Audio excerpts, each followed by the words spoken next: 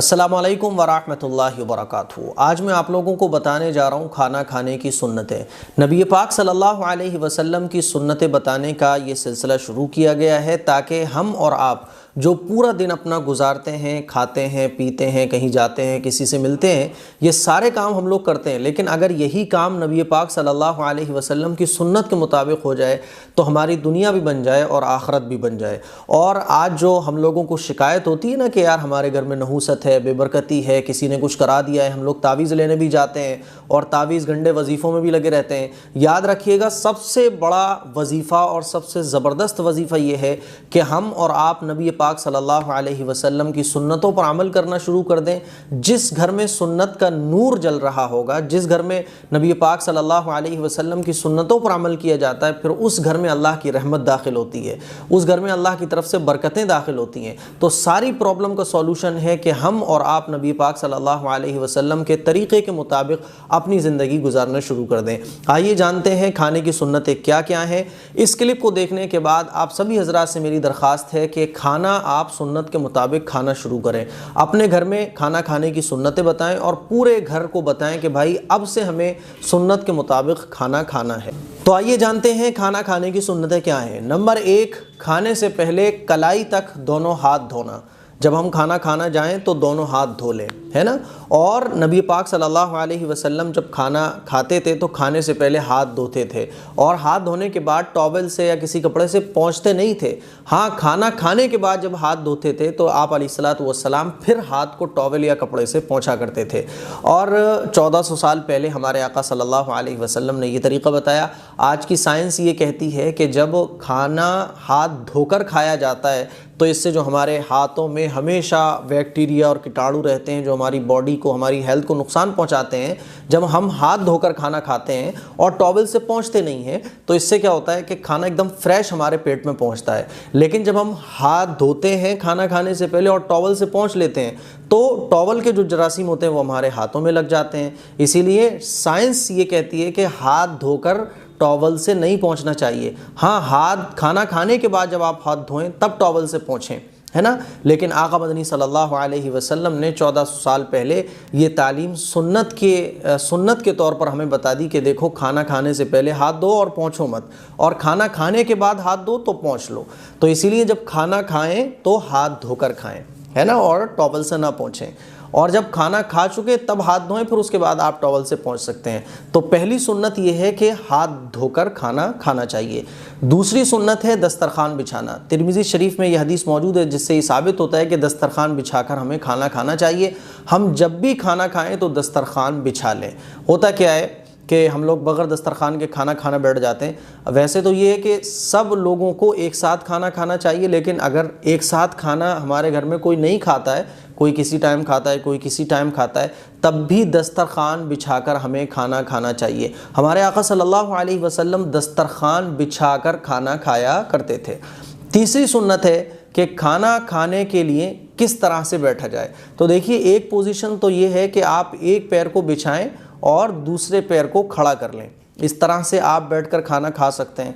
और दूसरा तरीक़ा ये है कि आप जिस तरह से हम लोग अत्तहियात में बैठते हैं, ख़वातीन जिस तरह से अत्तहियात में बैठती हैं, मर्द हज़रात जिस तरह से अत्तहियात में बैठते हैं, इस पोजीशन में भी खाना आप खा सकते हैं। तीसरा तरीक़ा ये है उकरू बैठना, जिसको कहा जाता है। तो ये तीनों तरीक़े हैं जिन तरीक़ों पर खाना खाना जायज़ है। हमारे आका सल्लल्लाहु अलैहि वसल्लम इन तीनों तरीक़ों पर खाना खाते थे, है ना। और मैंने देखा भी है कि हमारे जो उलमा इकराम हैं, बुज़ुर्ग हज़रात हैं, वो जैसे अत्तहियात में बैठते हैं इस तरह से बैठकर खाना खाते हैं, या फिर एक पैर पर बैठते हैं और दूसरा पैर खड़ा कर लेते हैं, इस तरह से खाना खाते हैं। तो खाना खाने के लिए उकरू भी बैठा जा सकता है ना, या एक पाँव बिछाकर उस पर बैठ जाना और दूसरा घुटना खड़ा रखना, या दोनों जानों को ज़मीन पर टेक कर झुक कर खाना। ये सुन्नत तरीक़ा है खाना खाने का और मिरक़ात में ये तरीक़ा मौजूद है। बात समझ आ रही है। और देखिए, इन तरीक़ों पर खाना खाने का एक सबसे बड़ा बेनिफिट जो है वो ये है कि आप जितनी आपके पेट को ज़रूरत है उससे ज़्यादा आप नहीं खा सकते। यानी इन तरीक़ों पर अगर आप खाना खाएंगे तो आपका पेट नहीं बढ़ेगा, आपका वज़न ओवर नहीं होगा, क्योंकि इस पोजीशन पर मेडिकल साइंस ये कहती है कि इस पोजीशन पर जब खाना खाया जाता है तो पेट उतना ही लेता है जितना उसको ज़रूरत होती है। इतना बड़ा फ़ायदा है सुन्नत के मुताबिक खाना खाने का। नंबर 4, चौथी सुन्नत है कि खाने से पहले बिस्मिल्लाहिर्रहमानिर्रहीम पढ़ना। बुखारी और मुस्लिम शरीफ में यह हदीस मौजूद है जिससे ये सबूत मिलता है कि खाना खाने से पहले हमें बिस्मिल्लाहिर्रहमानिर्रहीम पढ़ना चाहिए, या खाना खाने की जो दुआ है वो भी आप पढ़ सकते हैं। 5वीं सुन्नत यह है कि अगर शुरू में बिस्मिल्लाह भूल जाएं तो बाद में याद आने पर यूँ पढ़ें बिस्मिल्लाहि अव्वलहु व आखिरहु। तिरमिज़ी शरीफ में यह हदीस मौजूद है। बाज़ दफ़ा हम लोग खाना खाने बैठ जाते हैं और हमारे माइंड से खाने की दुआ स्लिप हो जाती है, तो कोई बात नहीं है, बीच में याद आ जाए तो बीच में आप खाना खाने के बीच में ये दुआ पढ़ सकते हैं बिस्मिल्लाहि अव्वलहु व आखिरहु। इस दुआ का तर्जुमा है मैंने इस खाने के शुरू में और आखिर में अल्लाह का नाम लिया। 6ठी सुन्नत है दाएं हाथ से खाना। सीधे हाथ से खाना खाना चाहिए, बग़ैर किसी उज़्र के उल्टे हाथ से खाना खाना ये गुनाह है और ये सुन्नत के ख़िलाफ़ भी है। आका मदनी सल्लल्लाहु अलैहि वसल्लम, हमारे आका जो थे वो सीधे हाथ से खाना खाया करते थे। मैंने बहुत सारे बच्चों को भी देखा है, बहुत सारे बड़ों को भी देखा है कि उल्टे हाथ से खाना खाते हैं, नहीं करना चाहिए ऐसा। और बहुत सारे बच्चों को भी देखा है, तो मैं जाता हूँ कहीं मैं टोक देता हूँ तो माँ बाप कहते हैं अरे साहब वो बचपन से ही आदत है। बच्चों की अगर कोई ख़राब आदत है तो उसको आप आदत को चेंज करवाएं। कौन सी ऐसी चीज़ें जो चेंज नहीं हो सकती है? आदत तो चेंज हो सकती है। आज हमारे बच्चे उल्टे हाथ से खा रहे हैं, हम उनको आदत पड़वाएंगे सीधे हाथ से खाने की, तो वो सीधे हाथ से खाना खाना शुरू कर देंगे। इसीलिए अपने बच्चों को आप सीधे हाथ से खाना खाने की आदत पड़वाएं। 7वीं सुन्नत है कि खाना एक किस्म का हो तो अपने सामने से खाना। बुखारी और मुस्लिम में यह हदीस मौजूद है। मिसाल के तौर पे आप 2 लोगों के साथ बिरयानी खा रहे हैं या चावल खा रहे हैं या एक ही तरह की डिश अगर खा रहे हैं आप, तो फिर अपनी साइड से खाना चाहिए, है ना। लेकिन अगर बहुत सारा आइटम एक ही प्लेट में रखा हुआ है, जैसे बिस्किट भी हैं, कुछ और चीज़ भी है, कुछ और चीज़ भी है, तो फिर आप पूरी प्लेट में से कहीं से भी उठाकर खा सकते हैं, ठीक है। लेकिन अगर एक ही तरह की डिश है तो फिर अपनी साइड से हमें खाना चाहिए। अच्छा, नंबर 8वीं सुन्नत है कि जिस खाने में सब उंगलियां ना लगानी पड़े उसको 3 उंगलियों से खाना। हमारे आका सल्लल्लाहु अलैहि वसल्लम 3 उंगलियों से खाना खाते थे, ये 3 उंगलियां। बात समझ आ रही है? और उसकी वजह यह है कि मक्के और मदीने का जो खाना होता था तो वो सूखा खाना होता था, है ना, तो वो 3 उंगलियों से आराम से खाया जा सकता था। हमारे यहाँ तो दाल चावल इतने जो है वो पतले होते हैं, दाल होती है बहुत पतली, कि 3 उंगलियों से खाना ये एक बहुत ही मुश्किल काम है। तो जितनी उंगलियों की ज़रूरत हो उतनी उंगलियां इस्तेमाल करना सुन्नत है। लेकिन अगर सूखा खाना है जो 3 उंगलियों से उठ सकता है, जैसे हम नमकीन खा रहे हैं या बहुत मोटी चीज़ खा रहे हैं या कोई और चीज़ खा रहे हैं, तो 3 उंगलियों का हमें इस्तेमाल करना चाहिए। नंबर 9, अच्छा ये 3 उंगलियों का इस्तेमाल क्यों करना चाहिए? क्योंकि हमारे आका सल्लल्लाहु अलैहि वसल्लम 3 उंगलियों का ही इस्तेमाल फरमाते थे। कहने का मतलब ये है जितनी उंगलियों की ज़रूरत हो उतनी उंगलियां हमें खाने में इस्तेमाल करना चाहिए। नंबर 9, खाने के बाद उंगलियां चाट लेना। हमारे आका सल्लल्लाहु अलैहि वसल्लम खाने के बाद उंगलियां चाट लेते थे और मुस्लिम शरीफ में हदीस मौजूद है। और आजकल की मेडिकल साइंस ये कहती है कि खाना खाने के बाद जो उंगलियों को चाटा जाता है तो ये उंगलियों में ऐसे जो है वो फ़ायदेमंद चीज़ होती है, प्लाज्मा होता है ऐसा फ़ायदेमंद, जो पेट में जाने के बाद हाजमे को मजबूत करता है। इसीलिए मेडिकल साइंस आज इस रिसर्च पर पहुंची है, उनकी तहकीक ये हुई है कि खाना खाने के बाद उंगलियां चाटना चाहिए, क्योंकि इन उंगलियों में जो प्लाज्मा लगा रहता है खाना खाने के बाद वो पेट के हाजमे के लिए बहुत ज़्यादा फ़ायदेमंद होता है। इसलिए आज के टाइम में बड़े बड़े डॉक्टर्स, यूके के, यूएस के बड़े बड़े डॉक्टर्स, बड़े बड़े इंजीनियर और बड़े बड़े पढ़े लिखे लोग उंगलियाँ चाटते हैं। और बाज़ डॉक्टर्स तो, बाज़ साइंसदान तो जो है वो इस्लाम में भी दाखिल हो चुके हैं इन चीज़ों को, इन हदीसों को पढ़कर। तो बहरहाल खाना खाने के बाद उंगलियां चाटना चाहिए। और आप अलैहिस्सलातु वस्सलाम खाना खाने के बाद पहले बीच की उंगली चाटा करते थे, ये वाली, फिर उसके बाद शहादत की, फिर उसके बाद अंगूठे की, ठीक है ना। तो अगर हम 4 उंगलियों से खा रहे हैं, हमारे यहाँ तो बिरयानी होते हैं, बहुत लचीले से चीज़ें होती हैं ना, तो अगर हमारी तो सारी उंगलियां सन जाती हैं, तो सबसे पहले छोटी उंगली, फिर उसके बाद ये, फिर उसके बाद ये, फिर उसके बाद ये, फिर उसके बाद अंगूठा, ये तरीक़ा है। अच्छा, 10वीं सुन्नत है कि प्याला या रिकाबी जिसमें खाया हुआ हो उसे खूब साफ़ कर लेना। जिस प्याले में आप खा रहे हैं, जिस बर्तन में आप खा रहे हैं, तो अच्छे तरीक़े से उस प्याले को, उस बर्तन को खाना खाने के बाद साफ़ कर लेना, है ना। ये इब्ने माजा में हदीस मौजूद है। रिज़्क़ की हमें कदर करना चाहिए। रिज़्क़ का हमें एहतराम करना चाहिए। हमारे आका सल्लल्लाहु अलैहि वसल्लम उस बर्तन को साफ़ कर लिया करते थे जिस बर्तन में आप अलैहिस्सलातु वस्सलाम खाना खाते थे, और सुन्नत भी यही है। आज हमारे घरों में ये होता ही नहीं है, बच्चों ने छोड़ दिया, बड़ों ने छोड़ दिया, अच्छा खासा खाना जो है वो प्लेट में लगा हम छोड़ देते हैं। ऐसा नहीं करना चाहिए, ये सुन्नत के ख़िलाफ़ है। अच्छा, 11वीं सुन्नत है, अगर दस्तरखान पर लुक़मा गिर जाए तो उठाकर साफ़ करके खा लेना। मुस्लिम शरीफ में हदीस मौजूद है कि दस्तरखान अगर लगा हुआ है और आप खाना खा रहे हैं, कोई चीज़ दस्तरखान पर गिर गई तो आप ये मत सोचो कि यार ये तो दस्तरखान पर गिर गई, नहीं, बल्कि दस्तरखान पर अगर कोई भी चीज़ खाने की गिर जाए तो उसे उठाकर खा लेना। ये सुन्नत जो है ना, ये आपको इज़्ज़त देती है। हम और आपने इज़्ज़त के मेयार अलग अलग बना लिए हैं। हमने बना लिया कि साहब मेज़ कुर्सी पर खाओ तो इज़्ज़त मिलेगी, हमने बना लिया कांटे से चम्मच से खाओ तो इज़्ज़त मिलेगी। इज़्ज़त सुन्नत पर अमल करने से मिलती है। तो इसीलिए अगर दस्तरखान पर कोई लुक़मा गिर जाए तो उसे उठाकर साफ़ करके खा लेना चाहिए। 12वीं सुन्नत यह है कि अगर सालन में मक्खी गिर पड़े तो उसे गोता देकर फेंक देना चाहिए। बुखारी शरीफ में और अबू दाऊद शरीफ में यह हदीस मौजूद है। आप अलैहिस्सलातु वस्सलाम ने इरशाद फरमाया कि अगर मक्खी गिर पड़े सालन में तो उसको गोता देकर फेंको। क्यों? हुजूर ने इसकी वजह बयान फरमाई, क्योंकि उसके एक पर में शिफा है और एक पर में बीमारी है, और जब वो गिरती है तो बीमारी वाला जो पर है वो डुबोती है सबसे पहले, इसीलिए उसको गोता देकर, उसको डुबकी देकर बाहर निकालो, है ना। इससे क्या होगा कि जो उसका शिफा वाला पर है जो नहीं डूबता है, वो भी जब डूब जाएगा तो फिर बीमारी जो है वो शिफा के ज़रिए ख़त्म हो जाएगी। और मेडिकल साइंस ने इस पर जब रिसर्च की तो उन्होंने भी ये कहा है कि मक्खी के जो पर होता है वो जब वो गिरती है तो वो बीमारी वाला पर पहले दाखिल करती है जिस चीज़ में भी वो गिरती है। इसीलिए हुजूर ने 1400 साल पहले बयान फरमाया कि मक्खी को गोता देकर फिर बाहर निकालो। बात समझ आ रही है? देखिए आप, हुजूर की सुन्नतों में कितना बड़ा फ़ायदा है। तो मक्खी अगर गिर जाए तो ये नहीं कि साहब मक्खी गिर गई तो आपने बस यूँ निकाला हल्के से, बल्कि उसको पूरा डुबो के गोता दे के फिर बाहर निकाल कर फेंकें, ताकि उसके जो शिफा वाला पर है वो भी डूब जाए, जिससे जो बीमारी वाला पर जो डूबा था उसका असर ख़त्म हो जाए। 13वीं सुन्नत है कि खाने में कोई ऐब ना निकालना। बुखारी और मुस्लिम में ये हदीस मौजूद है कि खाने में हमें कोई ऐब नहीं निकालना चाहिए। और हुजूर अलैहिस्सलातु वस्सलाम की आदत मुबारक ये थी कि कोई खाना अगर हुजूर को पसंद नहीं होता था तो हुजूर उसको थोड़ा बहुत लेकर मना फरमा दिया करते थे, लेकिन ऐब नहीं निकाला करते थे।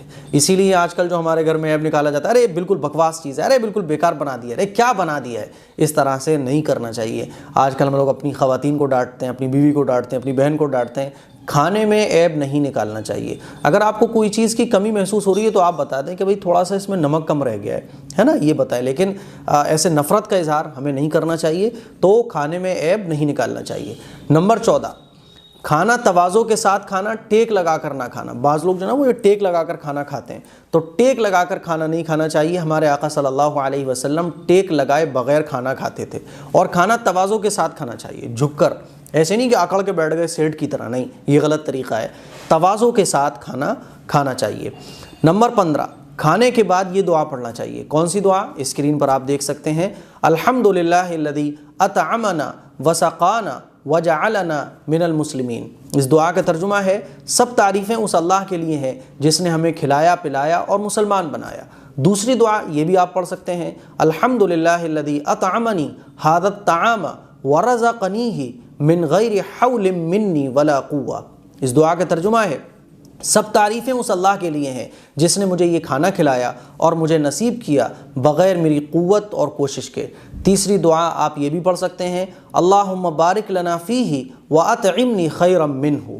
इस दुआ का तर्जुमा है, ए अल्लाह तू उसमें हमें बरकत अता फ़रमा और इससे बेहतर नसीब फ़रमा। और नेक्स्ट दुआ है, अल्हम्दुलिल्लाहिल्लज़ी अतअम वसक़ा वसव्वग़हु वजअल लहू मख़रजा। इस दुआ का तर्जुमा है, सब तारीफ़ें उस अल्लाह के लिए हैं जिसने खिलाया पिलाया और आसानी से गले से उतारा और उसके फुजले के निकालने का रास्ता बनाया। ये जितनी भी दुआएं हैं, इन दुआओं में से आप जो चाहें वो दुआ पढ़ सकते हैं, और जो भी दुआ आपको खाना खाने के बाद की याद करना आसान लगे उस दुआ को आप याद कर सकते हैं। 16वीं सुन्नत ये है कि पहले दस्तरखान उठाकर फिर खुद उठना, है ना। अगर आप खाना खा रहे हैं तो पहले दस्तरखान उठाएं, बाद में आप उठें।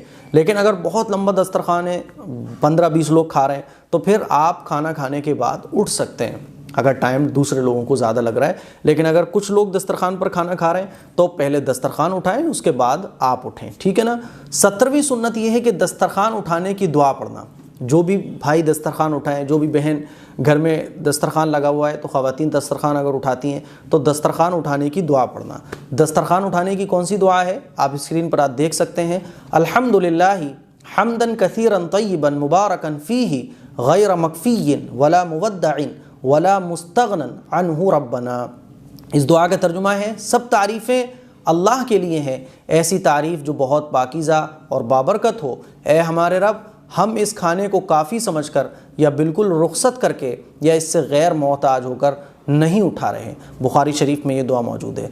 अच्छा, दस्तरखान उठ रहा हो तो आप भी इस दुआ को, जो बाकी लोग बैठे हों वो भी इस दुआ को पढ़ सकते हैं, है ना। इसीलिए दस्तरखान उठाने की दुआ भी हमें याद होना चाहिए। जहाँ हमें बहुत सारी चीज़ें दुनिया की याद होती हैं, मूवियों के नाम याद होते हैं, एक्टर और एक्ट्रेस के नाम याद होते हैं, डेट ऑफ बर्थ भी याद होती है, सॉन्ग भी याद होते हैं, तो ये दुआएं छोटी छोटी हैं। इन दुआओं को जब हम रोज़ाना पढ़ने की आदत बना लेंगे तो ये हमें बहुत आसानी के साथ खुद ब खुद हमारी ज़बान पर आना शुरू हो जाएंगी। 18वीं सुन्नत है कि खाना खाने के बाद हाथ धोकर कुल्ली करना। जब हम खाना खा चुके तो हाथ धोएं, बर्तन में हाथ नहीं धोना चाहिए। बहुत सारे लोग हैं जो दस्तरखान पर ही बर्तन में हाथ धो देते हैं। ये बहुत गलत तरीक़ा है और बहुत ही गंदा तरीक़ा है और ये सुन्नत के ख़िलाफ़ है। हाँ, कोई बुज़ुर्ग हैं जो उठकर जा नहीं सकते नल पर, उनका मामला अलग है, लेकिन नॉर्मली जो लोग बर्तन में हाथ धोते हैं उनको इस हरकत से बाज आना चाहिए। गलत हरकत है। आप जाइए इज़्ज़त के साथ, नल पर हाथ धोकर आइए और उसके बाद कुल्ली कीजिए और फिर हाथों को आप पहुँचना चाहें तो पहुँच सकते हैं। 19वीं सुन्नत है, किसी की दावत खाने के बाद मेज़बान को ये दुआ देना। अगर हम किसी के यहाँ दावत पर गए हुए हैं तो जब हम खाना खा चुके तो हमें ये दुआ पढ़ना चाहिए, अल्लाहुम्मा अतइम मन अतअमनी वस्क़ी मन सक़ानी। इस दुआ का तर्जुमा है, ए अल्लाह, जिसने मुझे खिलाया उसको खिला और जिसने मुझे पिलाया उसको पिला। मुस्लिम शरीफ में ये दुआ मौजूद है। 20वीं सुन्नत है, दस्तरखान ज़मीन पर और फ़र्श पर बिछाकर खाना। दस्तरखान आजकल जो हमारे यहाँ एक क्रेज़ चल रहा है, डाइनिंग टेबल पर खाना खाना, इससे हमें बचना चाहिए। हमारे आका सल्लल्लाहु अलैहि वसल्लम ज़मीन पर दस्तरखान लगाकर खाना खाते थे।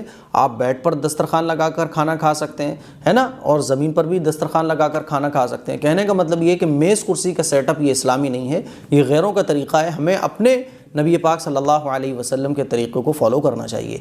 21वीं सुन्नत है कि खाने के दरमियान अगर कोई आ जाए तो उसे शिरकत की दावत देना, जो हमारे यहाँ आम है। कोई अगर हम खाना खा रहे हों, कोई आ जाता है तो हम उसको दावत देते हैं, ये सुन्नत है, ठीक है। 22वीं सुन्नत है, साथी खाना खा रहा है तो जितना हो सके उसके साथ खाना खाते रहना ताकि वो पेट भर कर खा ले। अलबत्ता अगर कोई मजबूरी हो तो उज़्र कर देना। मिसाल के तौर पे आप अपने दोस्त के साथ खाना खा रहे हैं, आपको ये लग रहा है कि अगर आप उठ जाएंगे तो ये भी जल्दी से ख़त्म कर देगा, तो ऐसा नहीं।